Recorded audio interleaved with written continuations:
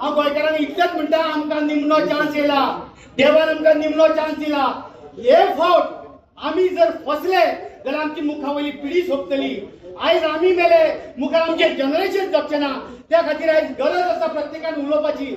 पयलीं सुद्दां हांव अभिनंदन करता, एक रिटायर ऑफिसरान कोणे तरी टीसीपी मंत्र्याची भानगडीच वयर काडल्यो. तुमी इमेजीन करा, इतली वर्सां ताणें ते वयर काडल्या. हांव सगळ्या रिटायर जाल्ल्या ऑफिसरांक सांगता, फाटीचो कोण आसा रिटायर जाल्यार तांकां सांगता, उपकार करून ज्या ज्या डिपार्टमेंटांनी कितें चल्लां, उपकार करून आमकां गोंयकारांक सांगा. कारण आमच्या गोंयकाराच्या दोळ्याचेर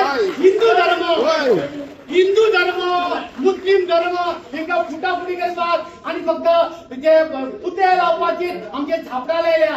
झापडां काडून कुशीक दवरया. निमणो चान्स देवान दिला. आनी आयज जर आमी न्हिदले जाल्यार आमी कायमचे न्हिदतले. किशोराक कोणी तरी फोन केलो, तुमी कुत्रे कितले धोका, आमी लुटतले म्हणून.